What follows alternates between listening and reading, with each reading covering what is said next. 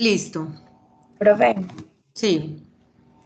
pues a mí lo que más me gustó, pues la verdad yo no conocía ninguno de los dos, pues ninguno de los dos roles solamente uno, perdón, no conocía el de grip, y pues ya con la tarea que usted nos dijo tampoco sabía bueno, sí sabía que alguien miraba la pantallita siempre en el rodaje, pero no sabía que eso era un puesto como tal dentro de la producción, más bien pensé que eso era algo que hacía el director en el momento de grabar.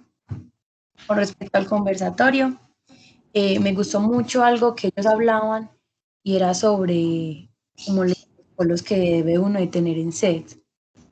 Pues como ellos hablaban mucho del silencio, del no pasar por frente a la cámara, del, del tener como el respeto por el cargo de los demás compañeros, de que es muy importante cuando, por ejemplo, uno está en un rodaje y sencillamente a ti te designan una responsabilidad dependiendo de tu cargo, no designarse la otra persona porque, pues la muchacha decía, Sara, que ella es directora de fotografía, perdón.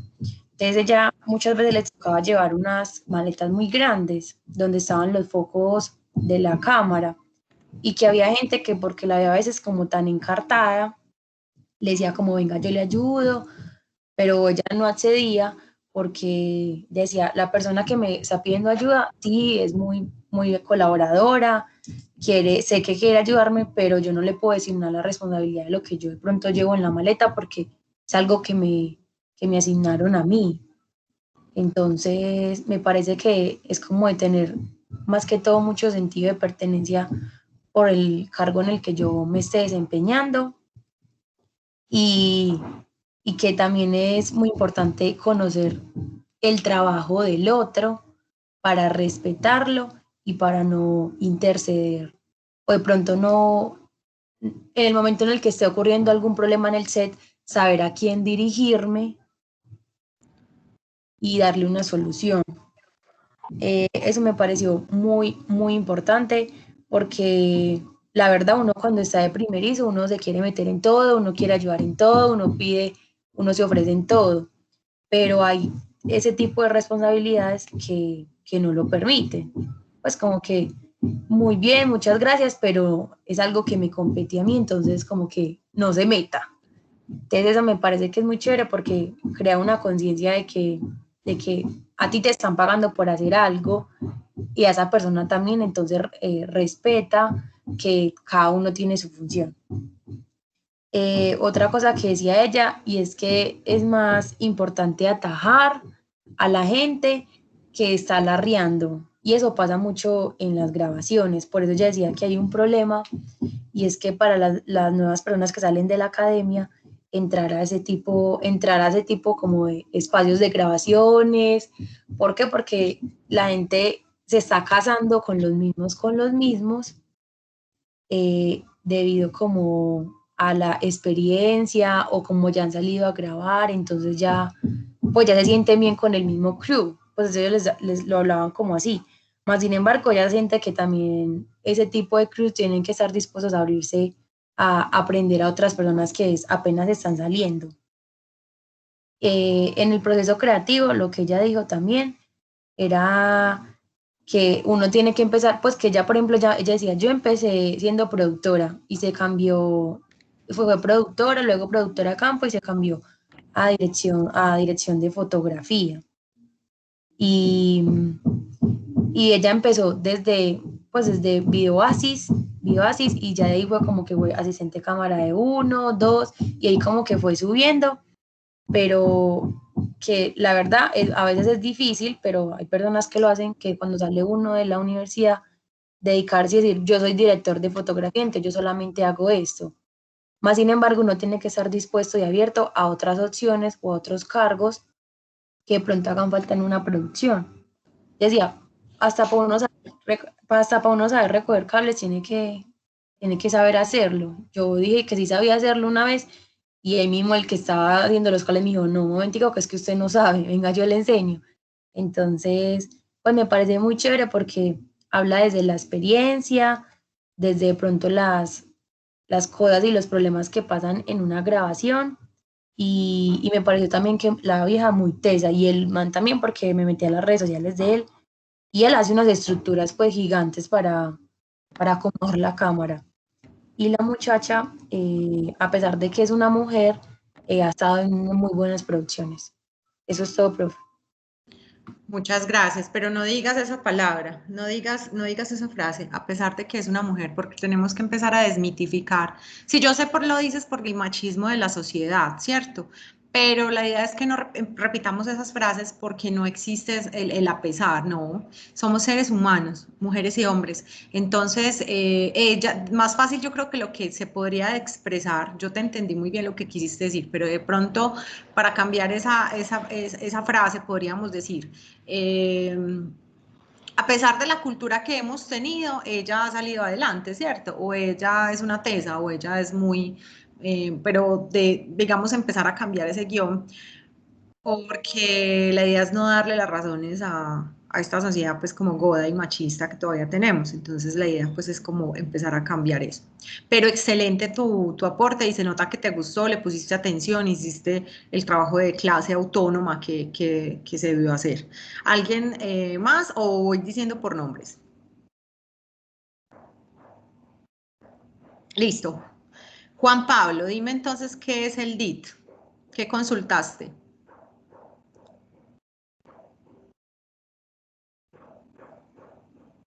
Juan Pablo Bartolo.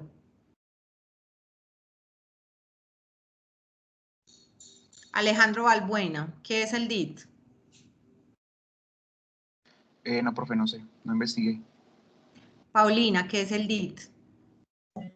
El DI es que un técnico de imagen digital, el cual forma parte del equipo de los operadores de la cámara y trabaja en colaboración con el director de foto para configurar como las cosas de la cámara, la estabilización de la señal y la manipulación de la imagen.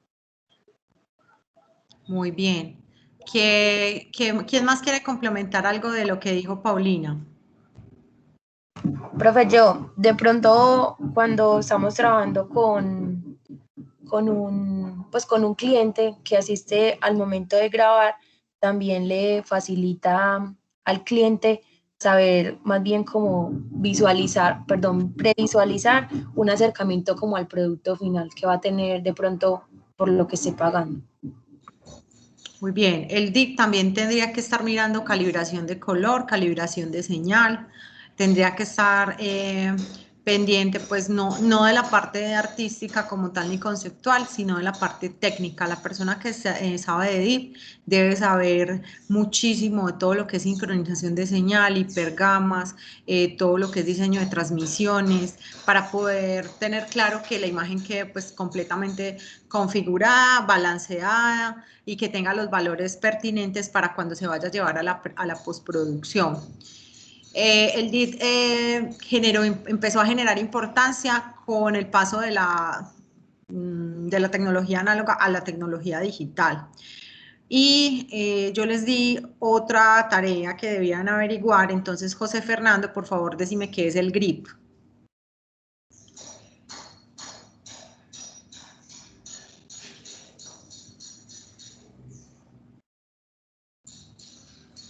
José Fernando, ¿estás por ahí?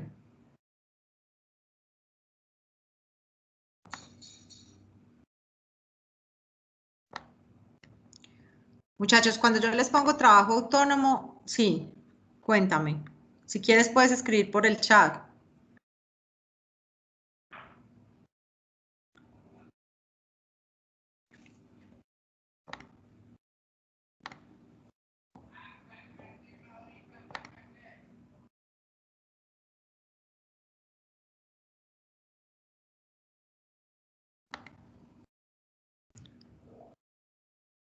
Listo. José Fernando, no se le escucha. No sé, levantó la mano, pero no se le escucha. Y no habló por el chat. Bueno. Javier, ¿qué es el GRIP?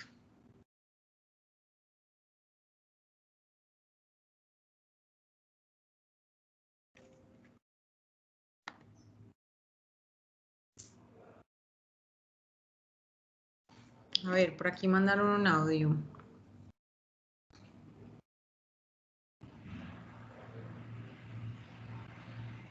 Profe, fue un movimiento latinoamericano surgido en la década de los 60, que pues contrapone al módulo construido en Hollywood.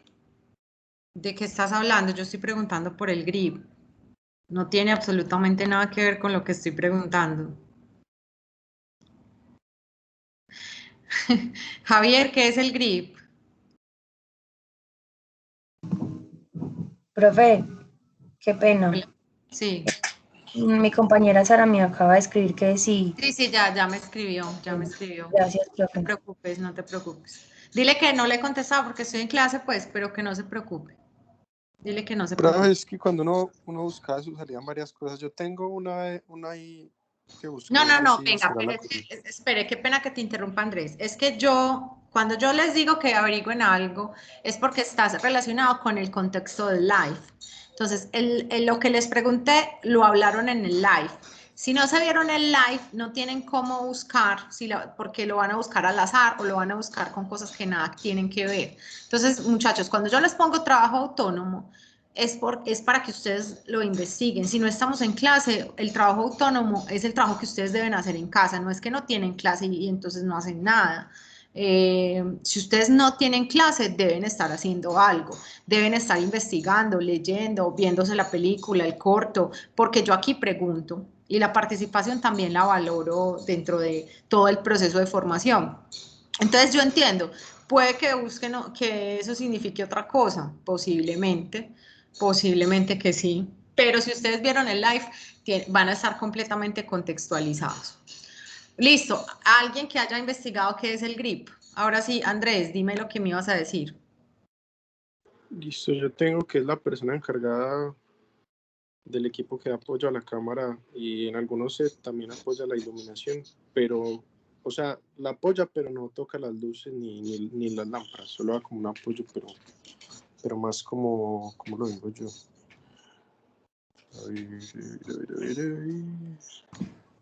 De pronto, complementando lo que dice Andrés, es como más en la parte estructural, pero no están enfocados ni especializados en decir, esta luz va acá por esto y esto y eso, sino como que yo diría que es como seguir más una orden, profe, no, como armen de pronto solo la estructura, ni siquiera es tocar la luz porque ellos no tocan la luz. Entonces, eso es como el trípode de la luz, yo no sé, pues pienso yo. Si estoy de pronto errónea, profe, me corrige. Entonces, como No, que excelente la participación, aunque debo complementar, pero quiero saber quién más investigó qué era el GRID, porque muchachos, la clase no es un monólogo. Yo no soy, yo no soy actriz de teatro como para venir aquí a presentar un monólogo, ¿cierto? Con mucho respeto se los digo. La clase es un encuentro donde todos estamos construyendo aprendizaje y para eso se ponen unas actividades para que todos puedan entrar a participar. De acuerdo, entonces, necesito saber quién más investigó qué es el GRIP. Ya te Hola, complementé. Sí, hola. Juan Pablo, es que tengo aquí un problema con el audio, pero bueno, creo que ya. Ok. Profe, yo investigué la parte de lo de grip que hablaron mucho pues en el video, ¿cierto? Que el señor pues se especializa pues en eso, que tiene más de 10 años de experiencia, Mm, eh, que es la parte de construir, o sea, es destinado a apoyar las cámaras que estén en los accesorios totalmente sujetos para evitar eventuales pues sucesos con las de pronto caídas y las funciones pues que estén bien. También dice que es como ayudar en la parte de los desviers, empujar los dollies, además de él y su equipo, ensamblar bien los travel. Eso es lo que yo, pues, como más necesario pues, como en la información. Y en la parte, pues, de un grip me sale que es como una empuñadura que se añade a las cámaras. Pues sí, será lo correcto pues, en cuanto a la parte como técnica. muy Hasta bien, ahora pues, me salió sí. muy bien. ¿Quién más quiere complementar esa definición? Gallo.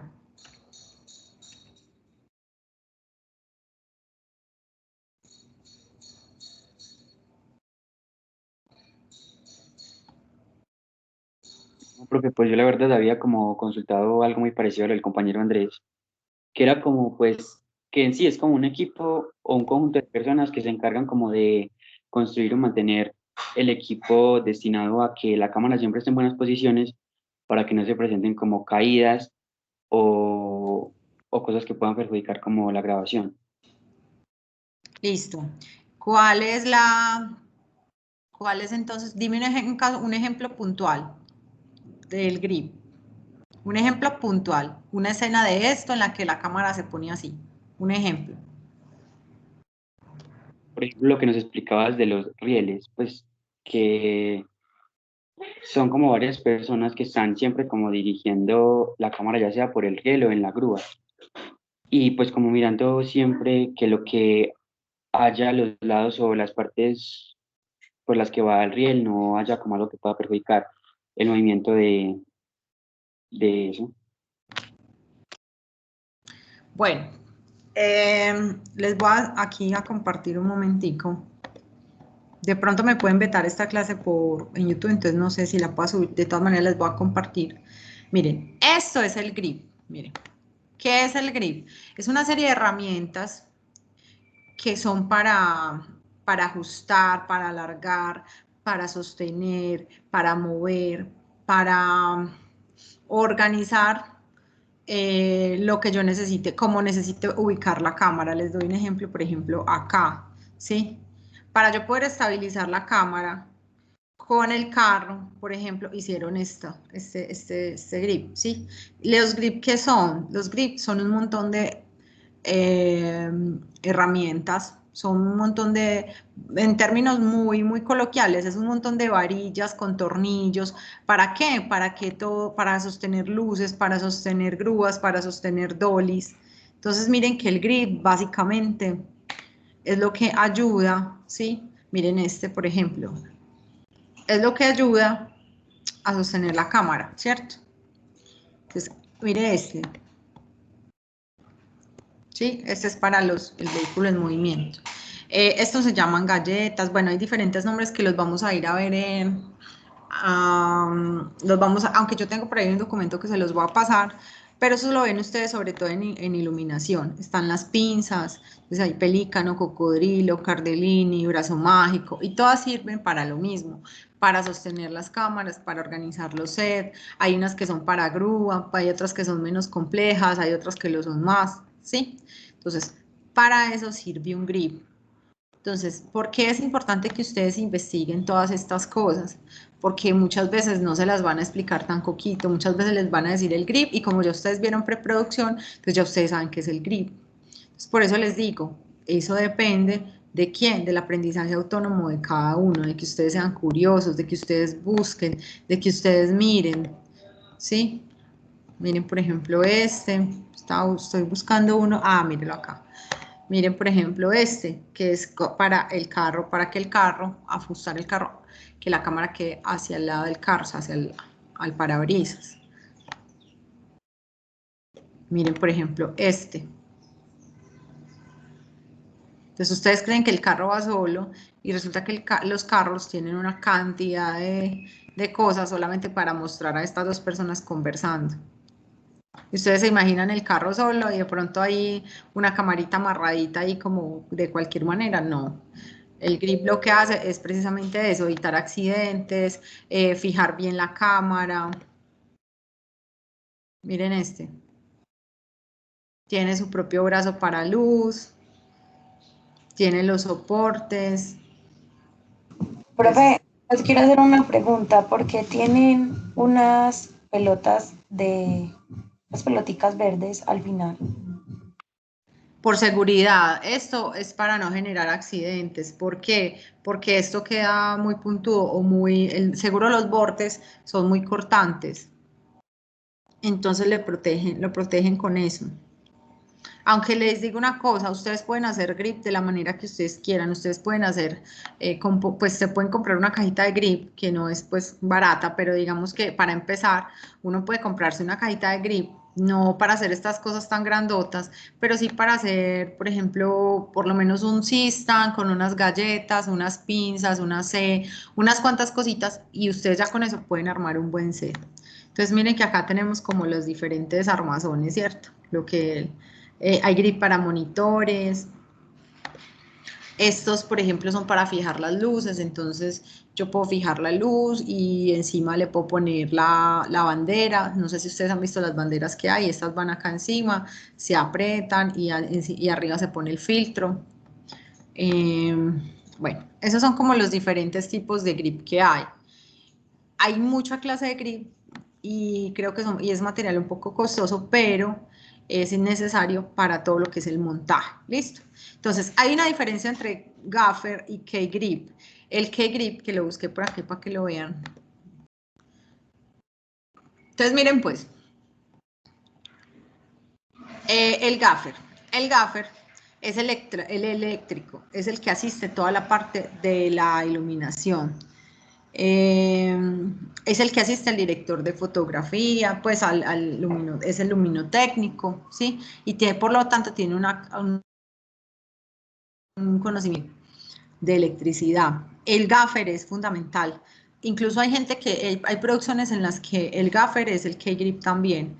¿Y qué es el K-grip? Es la persona que hace esto que les acabo de mostrar, hace todos estos montajes de, de la cámara, de las grúas, de todo esto. ¿Listo?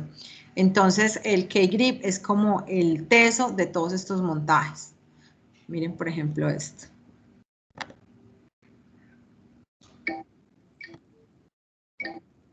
Si no se ve, yo les mando el link, no se preocupen.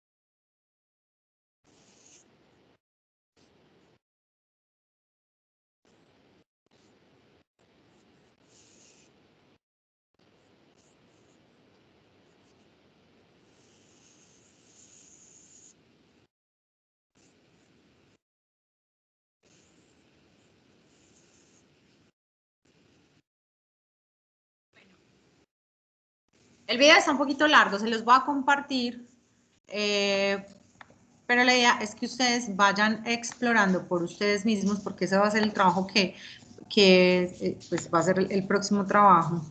Entonces la idea es que ustedes vayan explorando por ustedes mismos todos los roles del cine y cuáles son los que ustedes necesitan en el cortometraje. ¿Por qué? Porque generalmente el guión de la Biblia, la plataforma, me aparece esto. A ver, ¿qué le aparece? No entiendo. A ver, yo lo acerco más. Discúlpeme que es que por aquí están diciendo algo.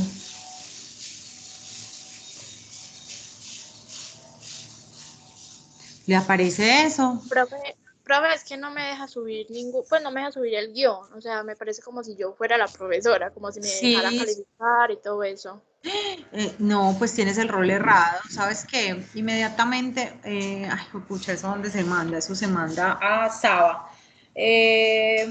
Ya te voy a dar se llama saba.com, SAVA.com, y ahí le das poner queja y tienes que poner esos pantallazos y dices que en vez de rol de estudiante, de aprendiz, tienes rol de instructora. Listo. Claro, porque no te está dejando, pero que otra persona del equipo lo suba, no hay problema. Porque yo sí te tengo Ya. aprendiz. Ya lo subieron ¿Listo? dos de mi equipo. Ah, listo, con uno era suficiente, listo, perfecto. Porque sí, efectivamente, si te aparece calificar evidencias, porque tienes rol de instructora. Exacto. Entonces, El link para yo poder poner la queja. listo, ya enseguida, espérate, yo lo busco de una vez y te lo mando. Eso se llama saba.com.co. Voy a mirar a ver si es ese.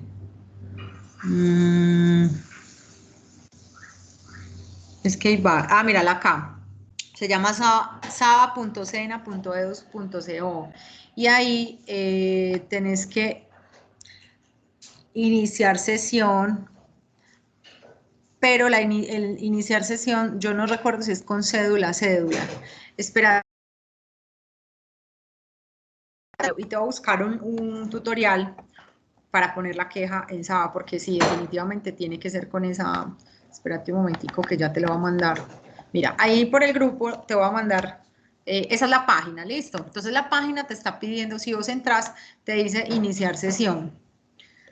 Entonces voy a buscar acá en YouTube un tutorial para poner quejas en Saba.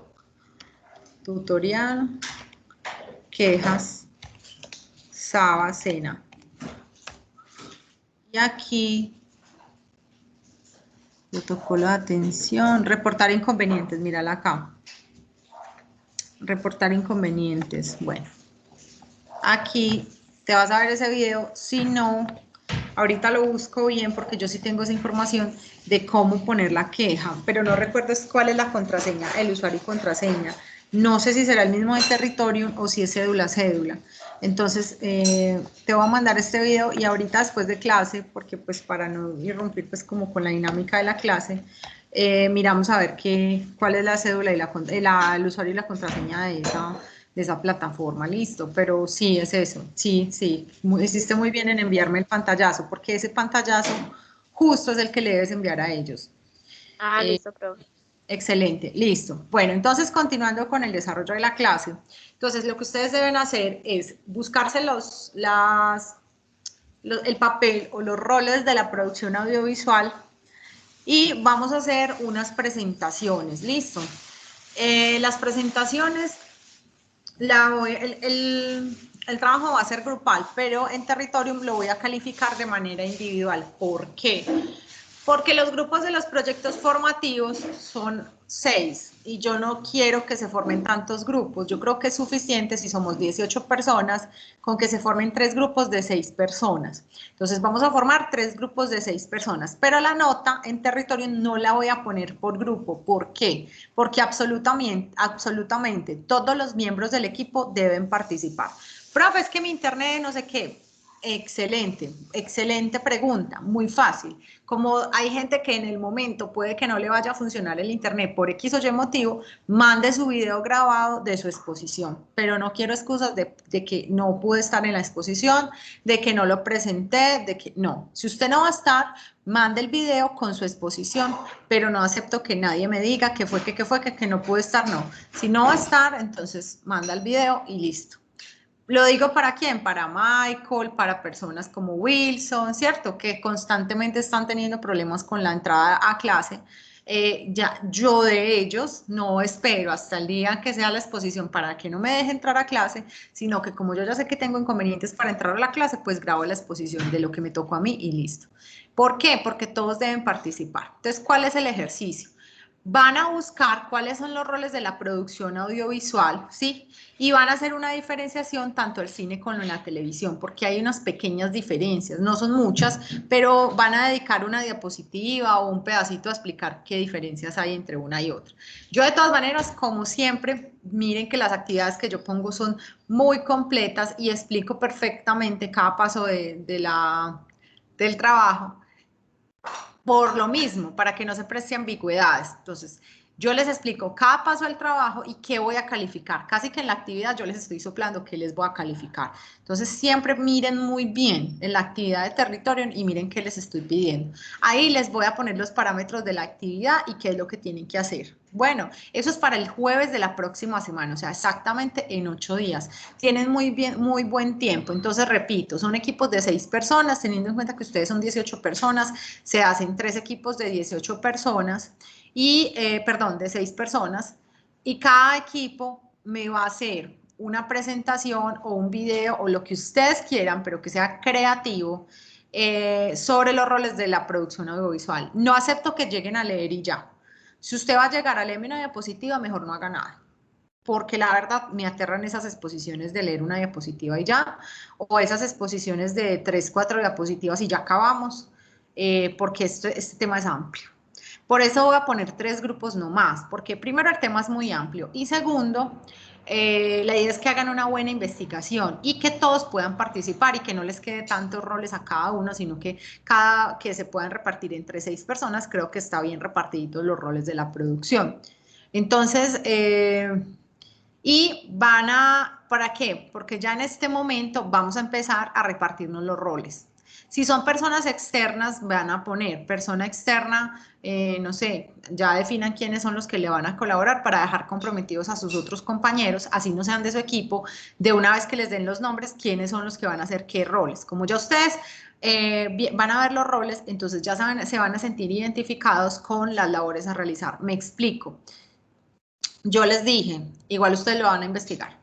Un productor, hay diferentes tipos de productor para que lo tengan en cuenta. El productor ejecutivo, que es diferente al productor general, que es diferente al productor de la película, ¿sí?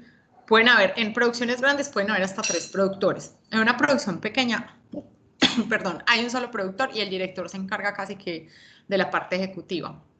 Entonces eso también lo van a mirar, van a mirar esa parte también. Bueno, entonces, por ejemplo, si un productor es una persona sistemática, organizada, puntual, que tiene atención a los detalles, que le gustan los números o la organización o los cuadros o las tablitas de Excel o hacer listas o enumerar o hacer checklists, esa persona es perfecta porque su personalidad y su manera de trabajar es perfecta para ser productor.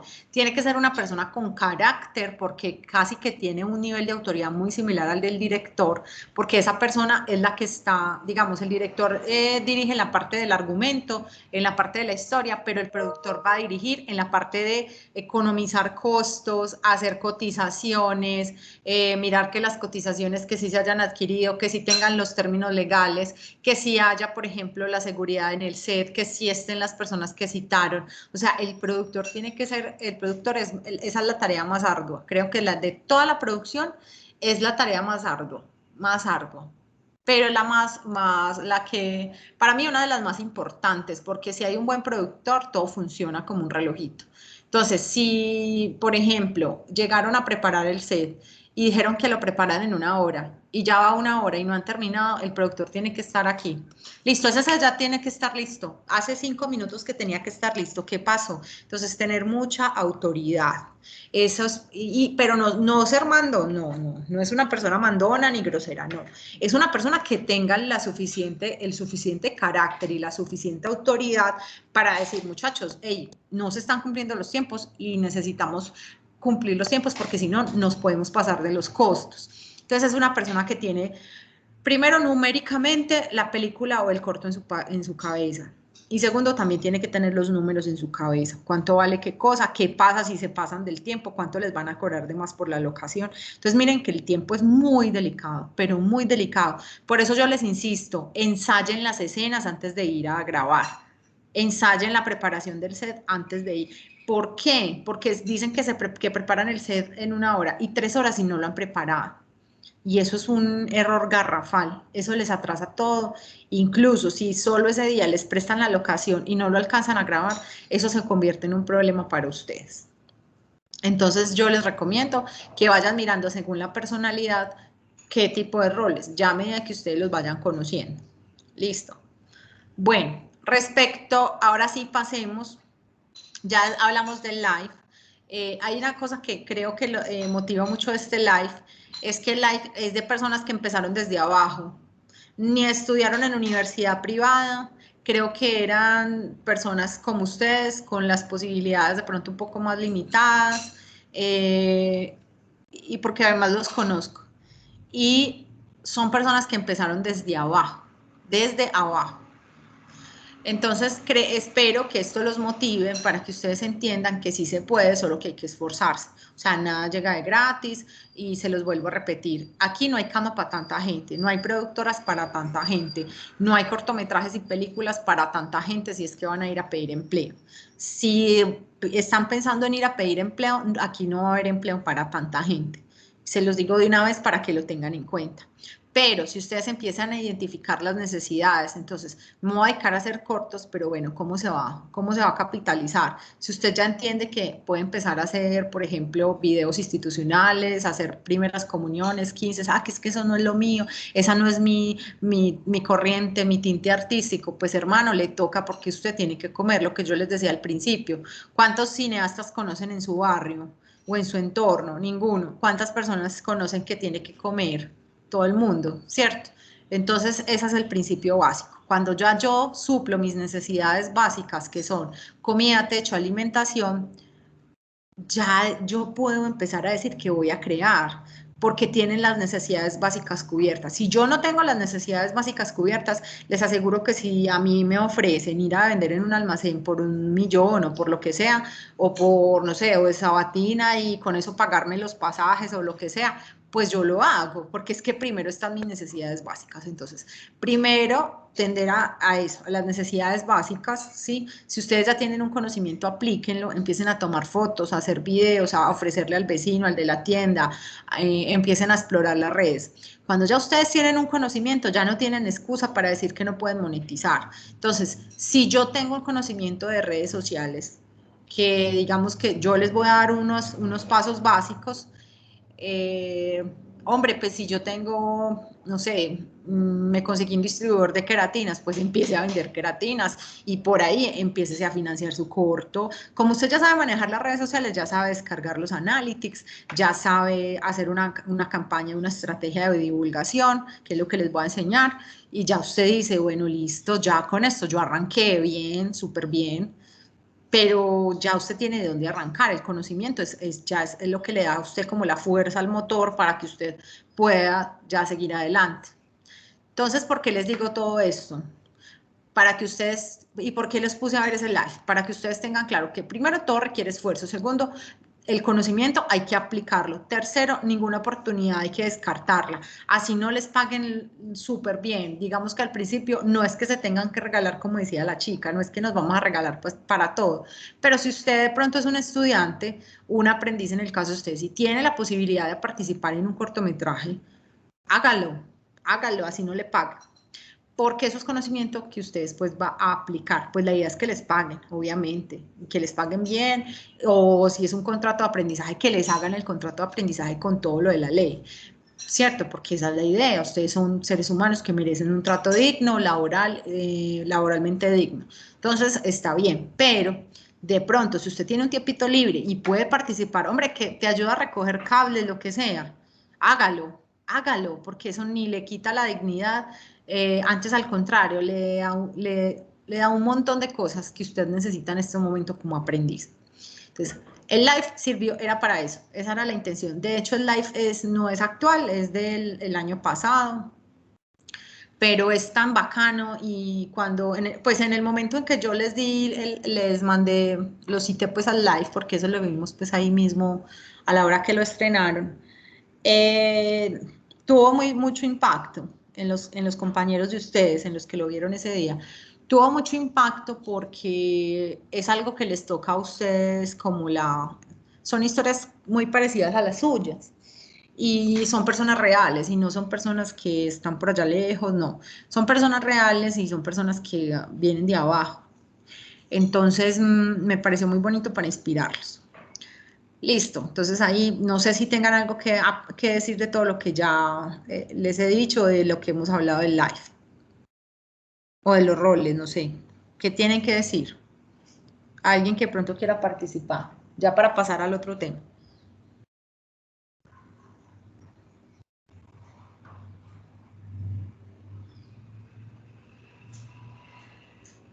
Nadie, listo. No, profe, todo muy claro. Listo. Entonces, después de ver el live y todo eso, también teníamos otra actividad. Yo sé que yo les pongo mucha cosa, pero es que yo necesito que ustedes tengan ese cerebro activado. O sea, cuando el cerebro está activo, está atento, está investigando, está buscando aquí, está viendo un corto, está viendo una película, se empiezan a preguntar cosas. Entonces, cuando ustedes tienen dudas, yo sé que los que tienen dudas, los que hablan, los que aportan, los que participan, son los que están activos y tienen sus neuronas activas ahí en la jugada. Los que se van a ver la Rosa de Guadalupe en la casa, pues muy chévere ver la Rosa de Guadalupe, pero conocimiento académico o conocimiento del área, pues no les va a aportar mucho. Entonces sí es necesario, chicos, que ustedes desde que terminen la clase empiecen a hacer búsqueda y trabajo autónomo, que sinceramente me parece que para esta área es muy bacano el trabajo autónomo, porque es buscar detrás de cámaras, es ver cortos, ver películas, es de pronto buscar cineastas, entrevistas con cineastas, con directores, con productores, con directores de arte, con lo que a ustedes les vibre, porque eso es otra cosa. Pues lo que a usted no le vibra, no lo haga. Profe, es que a mí me gustan son los productos para redes sociales y a quién sigue, y qué expertos ha leído, o qué entrevistas ha visto, o qué expertos conoce. No esperen a que uno les dé todo, muchachos, porque es muy difícil abarcar todo. O sea, uno les da las herramientas, pero la verdad ustedes son los responsables de su conocimiento, de construir conocimiento. Bueno, entonces ya después les dije, vamos a ver la historia del cine. Listo, entonces cuéntenme cómo empezó el cine. Y pues, profe, lo que yo vi, de las primeras que estuvo más cerca como de inventar el cine fue Thomas Edison, que le inventó es que el fonógrafo, pero estaba muy limitado, entonces pues no se puede decir que lo inventó. Entonces de ahí vi que seguía el kinetoscopio, que lo inventó como un trabajador de él o algo así, y ya los hermanos Lumière cogieron esa idea y la patentaron, y hicieron el cinematógrafo, creo que es. Sí, cinematógrafo, sí. Y ya de ahí ellos proyectaron la primera película. O sea, no es la primera película, pero todo el mundo la reconoce como la primera, según lo que vi. Sí, fue la primera exposición de imágenes en movimiento. Porque yo tengo un datico por ahí, profe, a ver, que lo vi en un post de una página de cine, que la primera como tal se realizó en 1888, que fue una grabación de 2 segundos. Lo que pasa es que la persona que la hizo no lo patentó y después de eso desapareció como en 1890. Entonces el crédito pues, de la primera película le quedó a los hermanos Lumière. Y el nombre del corto es Salida de los obreros de la fábrica Lumière, que fue un corto mudo de 46 segundos. lo rodaron en 3 días y se proyectó el 22 de marzo de 1895 en Francia. Entonces, incluso ellos en ese momento no sabían que, o sea, no le dieron como la redundancia que iba a tener esa presentación. Entonces yo vi que esa presentación, la primera, solo fueron como 35 personas. Y entonces eso empezó un voz a voz, se regó por toda Europa y ya después pasó a Estados Unidos. Entonces, como Edison había creado este fonógrafo y pues está involucrado en lo del kinetoscopio, él demandó a las personas que estaban haciendo como filmaciones con ese aparato o algo así. Entonces, el cine en Estados Unidos vi que empezó más o menos en Nueva York. Y todas las personas que estaban en Nueva York al ver que Edison tenía como mucha voz por allá, se fueron a, creo que es California, y ahí fue donde empezó Hollywood. Y pues, profe, ahí un resumencito mío ya, el que quiera seguir. Excelente, Andrés, te felicito. Así fue. ¿Quién más quiere aportar algo? Bueno, hay una chica que casi nunca habla, que María Camila. Samantha tampoco casi nunca habla.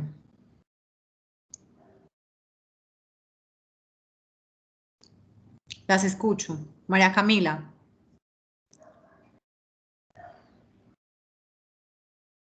Yo no sé si es porque se quedan calladas, porque realmente no hay micrófono, o porque se fueron, o porque se quedan ahí quietecitas. No sé cuál de las tres opciones es. Que a veces no creo que no tengan micrófono, sino que no quieren hablar. O se fueron por allá a almorzar y dejan la clase ahí, pues como ahí el computador encendido, pero no están ahí.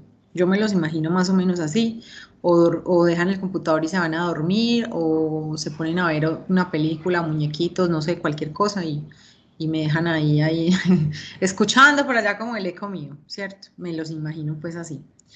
Listo, entonces chicos, les pido para la próxima clase mayor participación. ¿Por qué? Porque en la medida que no participen, yo voy acortando las clases, doy lo puntual y chaolín, nos vemos al otro día y listo. Porque yo no me voy a desgastar aquí hablando. De todas maneras, esto es un desgaste de la voz muy bravo para uno. Yo acabo de salir de una reunión de toda la mañana. Entonces no crean que yo estoy aquí como que recién me senté, no. Realmente sí es un desgaste para uno. Entonces, si no están participando, yo trato de culminar pues como la clase rápido y listo. Y damos clases más cortas. Porque la idea pues es construcción de conocimiento, no monólogo. Bueno, entonces, muy bien Andrés, excelente participación. Sí chicos, entonces el cine empezó así. ¿Cuál creen ustedes que es el principio de la imagen en movimiento? ¿Cuál es el principio? ¿Cuál es la diferencia entre una foto y un video? Que cualquiera me la responda. ¿Cuál es la diferencia entre una fotografía y un video? Pero el movimiento. La sucesión de las imágenes, profe. La asociación de las imágenes. ¿Cómo funciona eso, Alejo? Contame.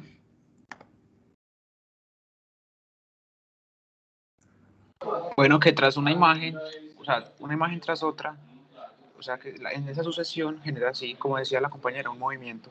Esa es la diferencia. Exacto, es una imagen tras la otra.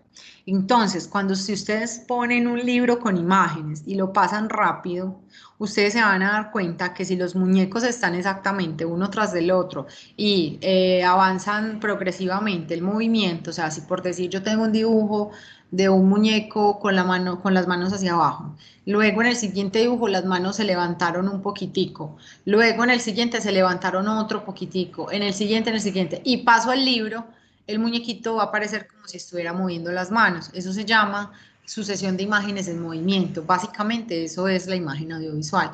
Es la sucesión de imágenes en movimiento. ¿Por qué es importante que ustedes sepan eso? Porque así pueden entender el plano, el encuadre, o sea, todo lo que hemos visto estos días lo pueden entender de esa manera, o sea, es muchísimo más fácil entenderlo de esa manera, que digamos, ay, es que el cine, unos señores, los Lumière, a veces se les olvida hasta el nombre. Entonces la idea no es esa, no es que se aprendan por aprendérselo, sino que qué significaba eso. ¿Qué significa el cine como tal? Y no solo el cine, la imagen en movimiento, porque también hay una época de la televisión, también hay una época en la que, como lo dice Andrés, el cine migró, entonces ya llegó primero a Estados Unidos, luego llegó a nosotros. Entonces todo eso también lo vamos a ver. No sé si este trimestre o el otro, pero lo vamos a ver. Entonces, por ahora sí es importante que tengan claro qué es el cine, cuáles fueron los pioneros. Realmente, pues fueron los hermanos Lumière. El cine tuvo su origen en Francia, principalmente, y en Europa, en el resto de Europa, pero las imágenes como tal, cuando hablamos de imagen, estamos hablando mm, de una representación de la realidad. ¿Qué es una imagen?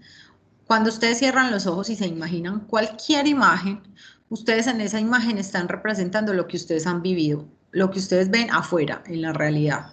Entonces, si ustedes saben que el cielo es azul, pues a ustedes les van a decir, imagínense un cielo y una playa. Se imaginan el cielo azul y la playa. Pero si les dicen, el cielo está nublado y va a empezar a llover, ustedes imaginan el cielo gris y que va a empezar a llover. Entonces miren que todas esas cosas que ustedes se imaginan son representaciones de la realidad. ¿Cómo empieza toda película? Con la imaginación, con una imagen.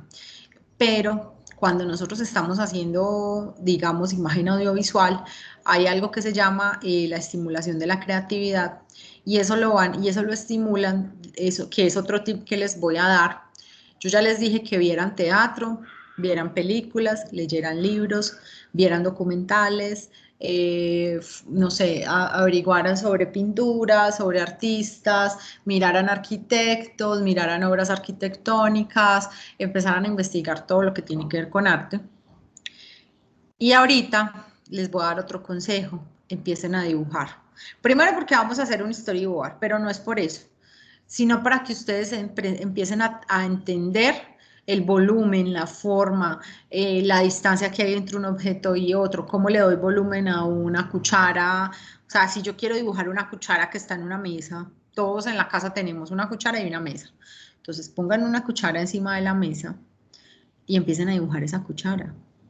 Las luces, las sombras, con un lápiz. Solo necesitan una hoja blanca, un lápiz y un borrador.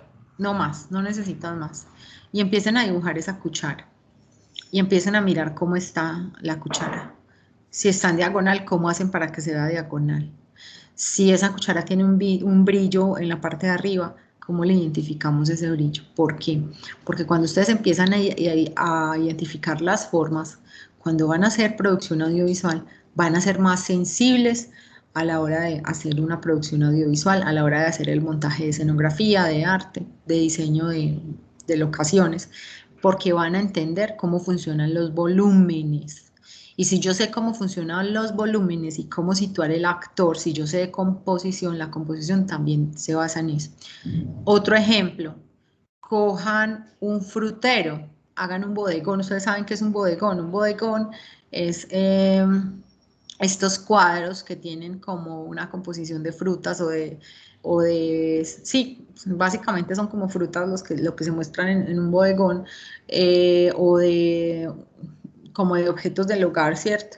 Y hacen la composición. Entonces, los bodegones, ¿por qué son tan, digamos, como tan comunes en el arte? Porque resulta que los bodegones son un ejercicio de apreciación de volumen, color, forma e iluminación.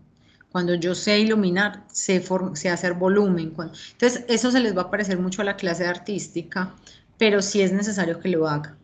Empiecen a explorar técnicas, empiecen a colorear, empiecen a hacer cosas con recortes de papel, empiecen a buscar ese lado manual porque eso también les va a ayudar, primero, a gestionar la creatividad y segundo, pues les va a ayudar a identificar, a interpretar el mundo que los rodea, ¿sí? Cuando yo veo una silla, no vean una simple silla, vean las formas, vean las líneas, si se ve armónica el diseño de la silla, si se ve de pronto muy brusco, muy tosco, si cojan a la mamá, al papá, al hermano y lo ponen al lado de una ventana y miren qué hace la luz de la ventana con el medio rostro que está al lado de la ventana y qué pasa con el otro medio rostro.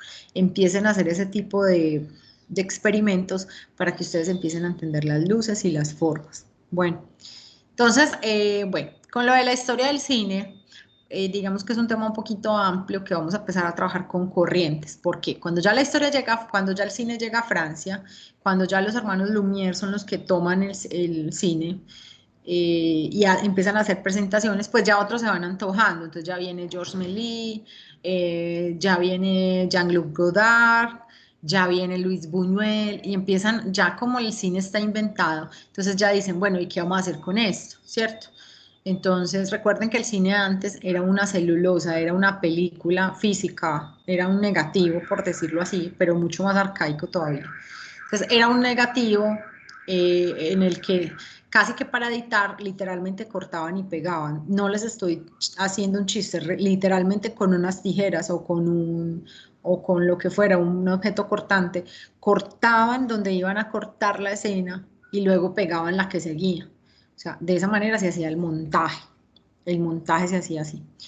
Entonces, después de que ya aprendieron a editar, ya dijeron, bueno, ¿y qué tal si esta luna no está aquí?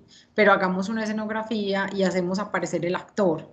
Entonces ya empezaron a hacer sobreimpresiones de la película. Entonces ya se empezaron a generar los primeros efectos, ¿sí? Hay unos pioneros del cine que ustedes no se pueden dejar de perder y eso lo vamos a ver en la siguiente clase.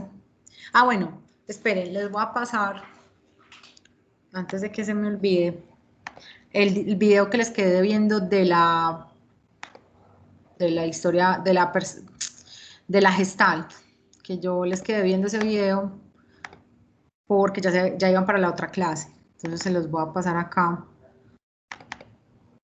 Ya esa presentación ya la terminamos. Simplemente les voy a mostrar el video, se los voy a mandar ya mismo por Telegram. Y vamos a ver una presentación de la imagen digital. Ya les voy a pasar el link.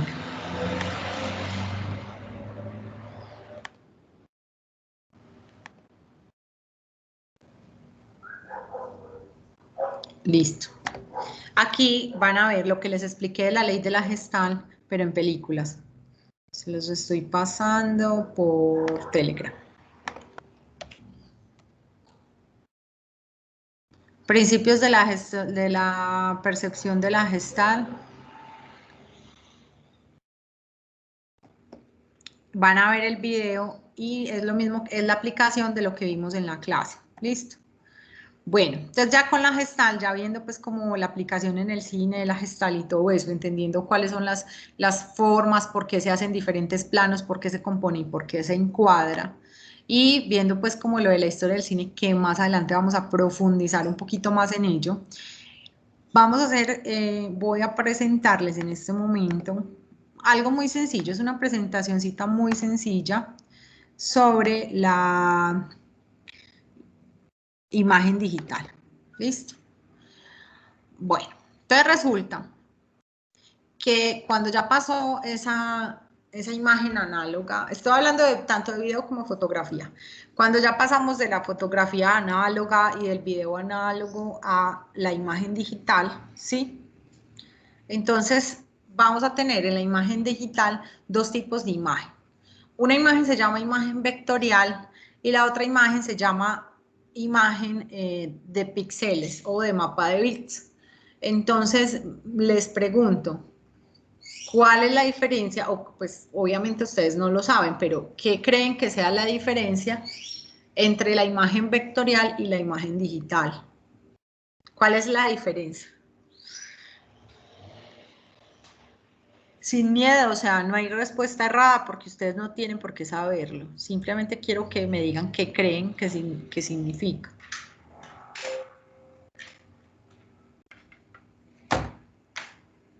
Y no sé, profe, el enfoque, ¿qué podría ser?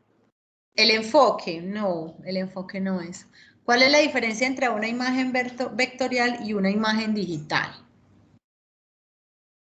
¿Qué creen ustedes que hace esa diferencia? Profe, esa imagen vectorial no es la que se basa en unas coordenadas matemáticas, algo así, que definen como la posición.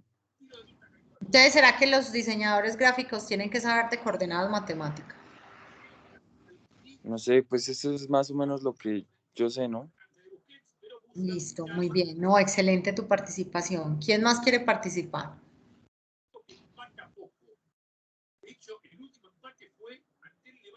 ¿Qué será una imagen vectorial y qué será una imagen digital? Pues si se llama vectorial, yo creo que es que utiliza obviamente vectores, ¿no? Que obviamente son como elementos geométricos y yo me imagino que eso lo utilizarán como puntos, ¿no? Para hacer las imágenes, no sé. Bueno, puntos como tal, la imagen análoga era la que se hacía de puntos, que cuando veíamos una fotografía, por ejemplo, antes impresa, esa fotografía no estaba hecha de píxeles, sino que estaba hecha de puntos, porque era imagen análoga. Entonces, puntos no, pero lo de las figuras geométricas y eso, sí, más o menos por ahí es. Que ¿alguien más quiere participar? Profe, qué pena, es que a mí se me cayó el internet. Estaba usted preguntando para yo participar. ¿Qué es una imagen vectorial? ¿Qué creen que es una imagen vectorial y qué creen que es una imagen digital?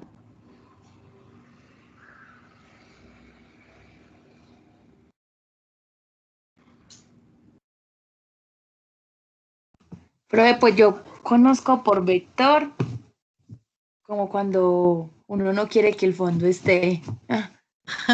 Sí, bueno, pero realmente cuando uno busca vectores, ellos aparecen por defecto en transparencia o en PNG, no porque el vector sea transparente, sino yo al vector le puedo poner fondo, sino porque cuando uno busca una imagen por vector es porque la va a poner encima de algún lugar, entonces generalmente te la bajas con transparencia.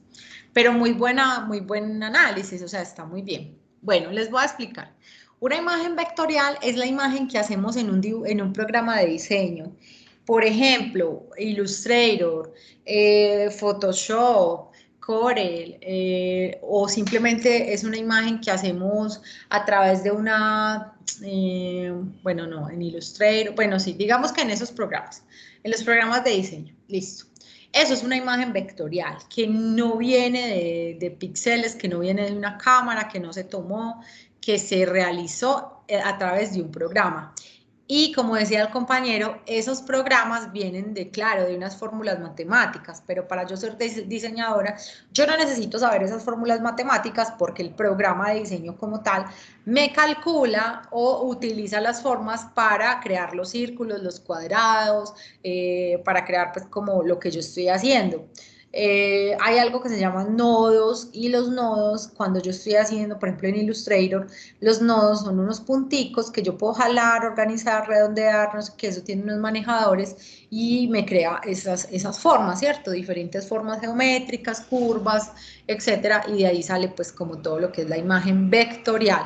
La imagen vectorial, si ustedes la acercan, esa imagen nunca se va a pixelar, porque no está hecha de píxeles, está hecha de vectores. Y la imagen digital sí es la imagen de la cámara fotográfica. Obviamente hay una imagen menos de más calidad que otras. Por ejemplo, cuando yo en una cámara Canon o una cámara Nikon o una cámara Sony profesional, una DSLR, pues una cámara de fotografía, hago una fotografía y la descargo con formato puro o formato RAW, que es el formato en el que los fotógrafos editan, pues esa imagen no se me va a pixelar, lo que no quiere decir que no está hecha de píxeles, simplemente que es una imagen más pesada, de más alta calidad y que no me va a perder la fidelidad. ¿Cuál es la diferencia entre una imagen de alta calidad y una que no? Pues primero, que no se pixele así en cuadritos como aparece en la imagen del lado izquierdo. Y segundo, que la imagen conserve el rango de color más similar al rango de color de la vida real, ¿sí? Por ejemplo, si yo le tomo una foto a una pared de ladrillos, yo sé que los colores que hay en esa pared son una gama de grises, una gama de blancos, una gama de negros y una gama de ya pues colores como amarillo, color café, color marrón, color, no sé, mostaza, una gama de colores impresionante porque el ladrillo tiene lo que llamamos la hipergama, que es un rango de colores bastante amplio, ¿sí? Y también me va a depender, la profundidad de esos colores me va a depender de los bits en los que se esté trabajando. Digamos que normalmente son entre 8 y 16 bits, y esos son más o menos una cantidad de colores que son como 56.000, los otros son como 1.000.000, bueno, eso depende como de la cantidad de bits de información de color que exista. Entonces, la diferencia entre la imagen, primero, la diferencia entre la imagen vectorial y la imagen digital es que la vectorial es la que hacen los diseñadores en los programas de diseño, no son de píxeles, son hechas de vector, por lo tanto no se pixelan nunca jamás, y las imágenes vectoriales son las fotografías. Entonces, un ejemplo de una imagen vectorial, ¿cuál sería? Pues podría ser un logo de una empresa, podría ser un banner, podría ser, pero un banner que no tenga fotografía. Podría ser, por ejemplo, esa iguana del logo de Ecopetrol. Eso es una imagen vectorial. Puede ser Profe, ese círculo. o Sí, sea que una imagen vectorial es cualquiera que no se hace con una cámara. exacto. Eso es un dibujo digital. Ok. Eso es una imagen vectorial. Es un dibujo digital. Y la imagen digital se hace con una cámara. Eso es. Eso es. Obviamente, todas son imágenes digitales, ¿sí? Porque inmediatamente yo tomo, pues yo paso, por ejemplo, ese círculo, lo pongo en un logo o lo pongo al lado de un logo o al lado de una presentación o al lado, pues va a ser una imagen digital, ¿cierto? Pero tiene un origen vectorial. Entonces, esas se conocen como la de mapa de bits, ¿sí? Y vector. Entonces, un vector es una imagen que no tiene píxeles y el mapa de bits sí tiene píxeles, que es esto que estamos viendo acá. Esto es una imagen a través de mapa de bits. Mire que si la flor, perdón, la amplifico, me empieza a mostrar los píxeles. Y las imágenes que son con píxeles o imágenes digitales se llama mapa de bits. ¿Por qué bits? Porque bits es la información que yo tengo. Bits es la información de la imagen. La resolución se mide por píxeles por pulgada, píxeles por centímetro, ¿sí? Generalmente. Entonces, yo puedo decir que una imagen, por ejemplo, con una resolución de 30 píxeles por centímetro, necesita 900 píxeles por centímetro cuadrado si midiera 13 por 18. Y la superficie será de 234 centímetros cúbicos y por lo tanto necesita en total 210.600 píxeles.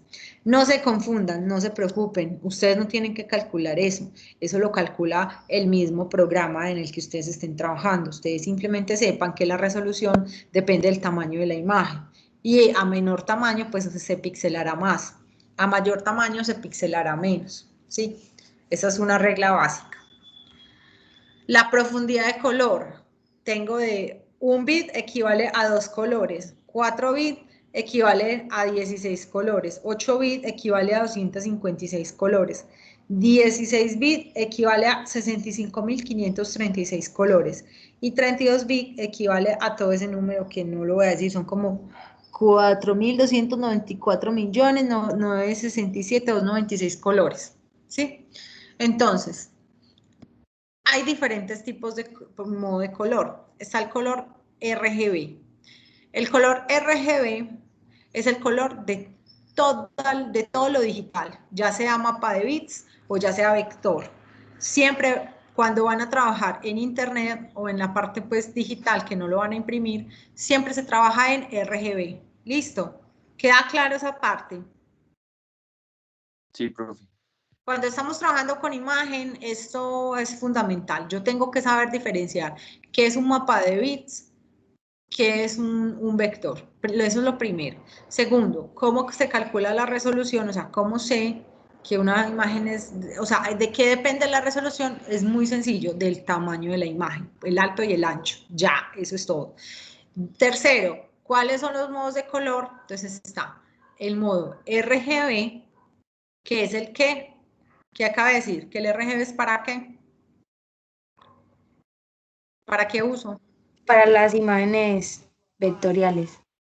No, Digital. Para todo, vectorial y digital, o sea, para todo tipo de archivos, trabajos, ya llámese vectores, llámese imágenes de mapas de bits, todo, para todo lo que no vaya a ser, todo lo que no es impreso, se trabaja en RGB.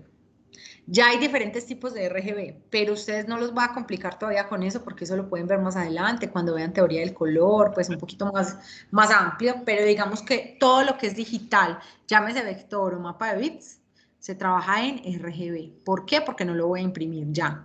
Eso no tiene más respuesta. Y el CMYK es lo que voy a imprimir. Entonces, miren pues, el RGB se maneja, la sigla quiere decir red, green y blue, que significa rojo, verde y azul. De esos tres colores en digital, no estoy hablando, en digital se manejan todos los millones de colores que existen, de LRGB.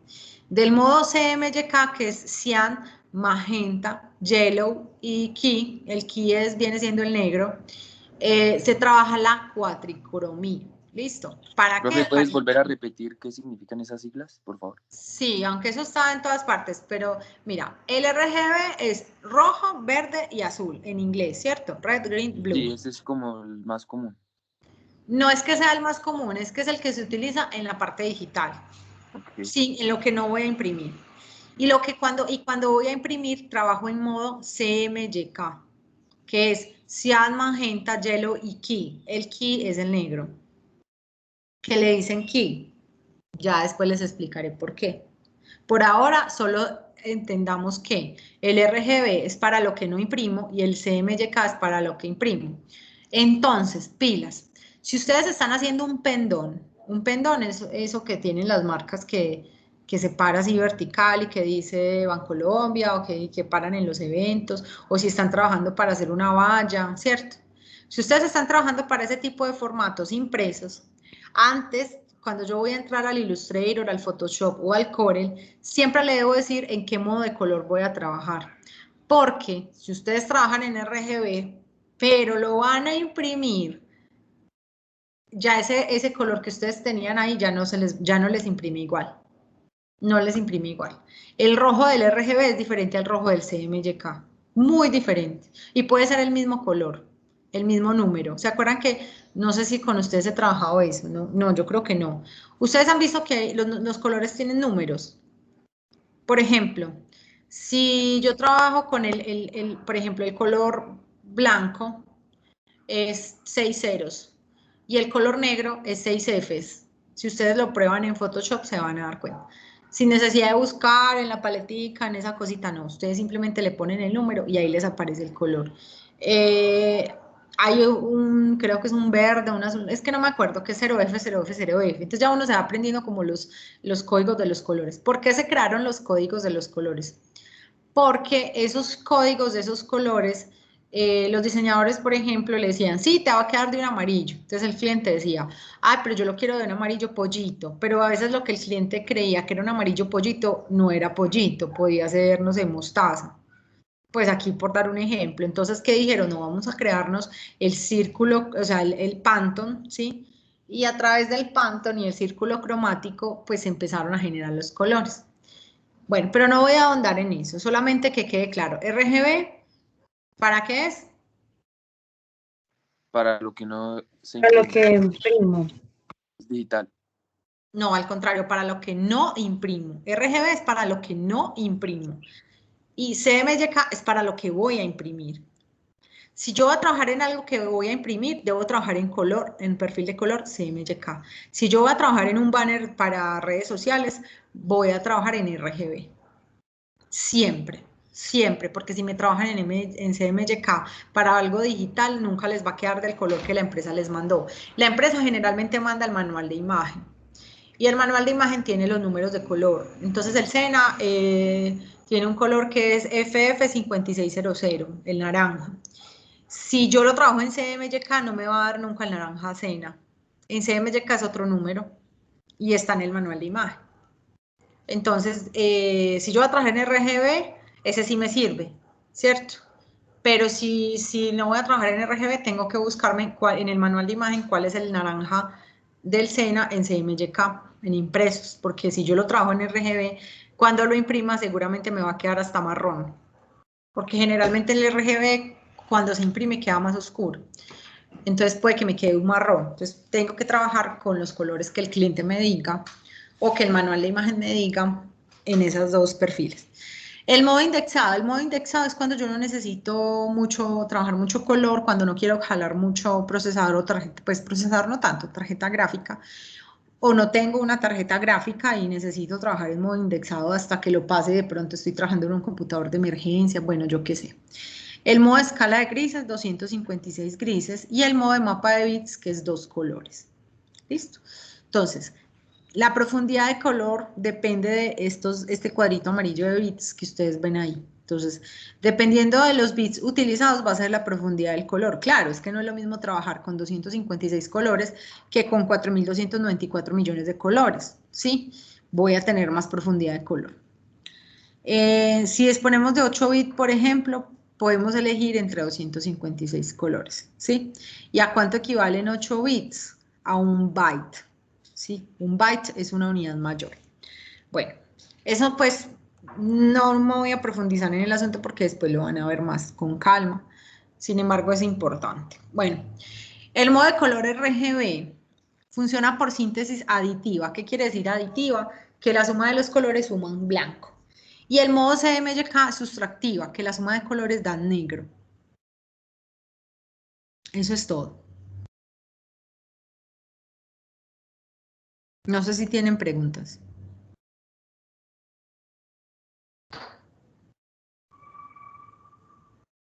No, profe. Bueno, ustedes preguntarán de pronto, o me adelanto a lo que estén por ahí, pues a las dudas que se le generen. Profe, pero ¿por qué verde, azul y rojo si los primarios son amarillo, azul y rojo?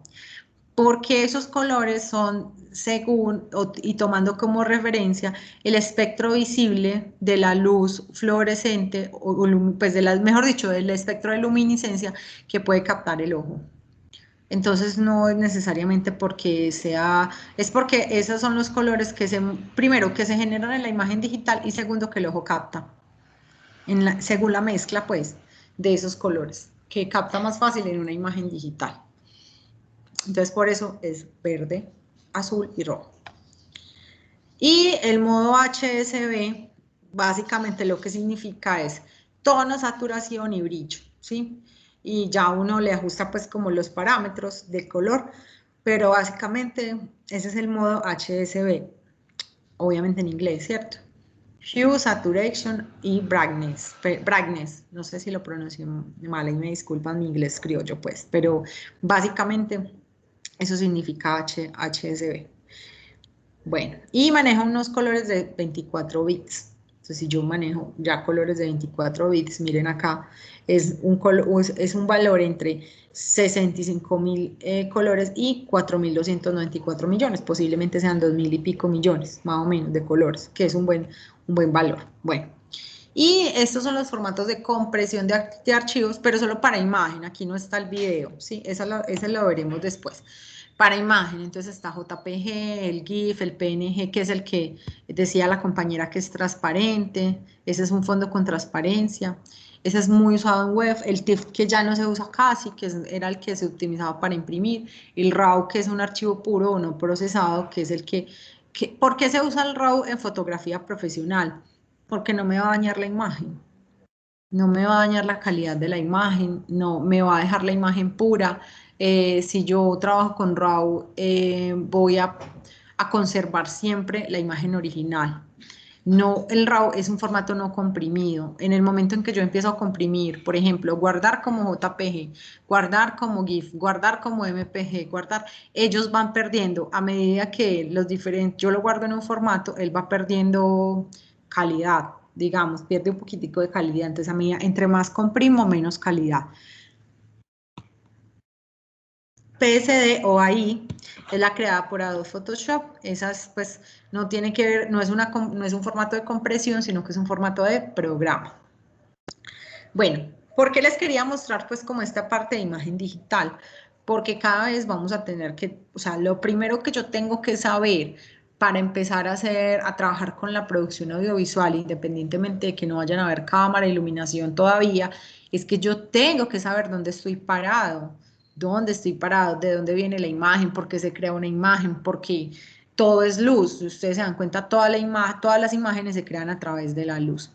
Bueno, entonces vamos a hacer un ejercicio para que ustedes empiecen a identificar cómo se hace una imagen en movimiento. Van a tomar unas fotos con su celular, no tiene que ser nada del otro mundo. Van a hacerlo con personas, con muñecos, con dibujos a mano, como lo quieran hacer, con las Barbies, con los carritos del hermano, con lo que ustedes quieran.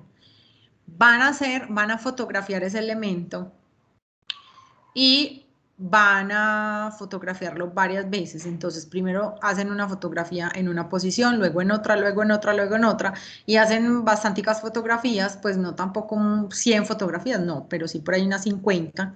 Se hacen por ahí unas 50 fotos y van a armar imagen en movimiento, que es uno de los principios, no solo de la imagen del movimiento, sino que es una técnica que se llama stop motion, aunque el stop motion es mucho más complejo, pero digamos que es como para empezar, para que ustedes empiecen a entender por qué es que una imagen se mueve, y así fue como comenzó el cine. Entonces, vamos a hacer ese ejercicio, por favor, para mañana. Es muy sencillo, la verdad es que es muy sencillo. Ustedes pueden coger un muñequito, pueden coger una persona, pueden lo que quieran. Hasta la mascota la pueden fotografiar, lo que ustedes quieran, pero que se vea la imagen y que ustedes entiendan. Este ejercicio suena muy tonto, pero cuando ustedes lo hacen se dan cuenta de un montón de cosas. Entonces, de verdad que les pido por favor que todos lo hagan. 50 fotografías hechas en diferentes movimientos. Y luego lo que van a hacer es que lo van a montar en un PowerPoint, lo van a hacer en modo presentación y lo van a pasar rápido. Entonces, cuando ustedes lo pasan rápido, se van a dar cuenta que la imagen parece que tuviera movimiento, pero van a ser las fotos una tras otra que generan un movimiento. Ahí se van a dar cuenta qué tan natural se va a ver el movimiento y qué tan ficticio. ¿Y por qué se ve ficticio? ¿Sí? En el caso de que les quede muy ficticio. Es un ejercicio que no tiene desaprobación, o sea, no hay ejercicio malo ni ejercicio bueno, porque es un ejercicio de aprendizaje. En la medida en que empecemos a entender este cuento, ya vamos a empezar a entender por qué un plano, por qué el otro, por qué ubico la cámara de esta manera, por qué ubico la cámara de esta otra. Pero primero hay que saber el porqué de las cosas. ¿De acuerdo, compañeros? ¿Dudas, inquietudes con el ejercicio?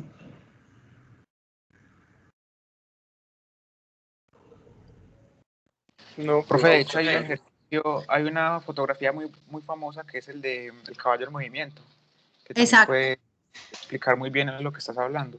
Ese Es está en sobre el esa video. polémica que hubo. Sí, y esa creo que está en el video que les compartí ahorita. Creo que ese está ahí. Y si no, pues búsquenlo, pero ese es muy famoso. Sí, exacto. Ese es el principio de la imagen en movimiento. Pero esta profe tan escuelera, pero se van a acordar de mí cuando lo hagan y se van a dar cuenta de que no es escuelero, de que es muy útil ese ejercicio.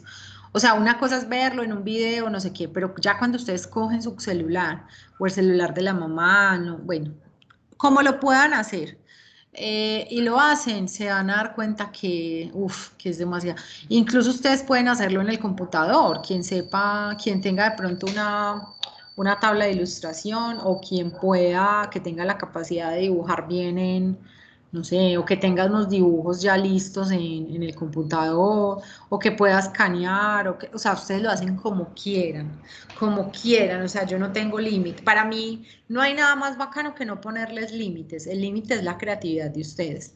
Entonces, vamos a hacer ese ejercicio para que empecemos a entender cómo es la imagen en movimiento. Bueno, yo iba a hacer un ejercicio en este momento, perdón, vamos a hacer un ejercicio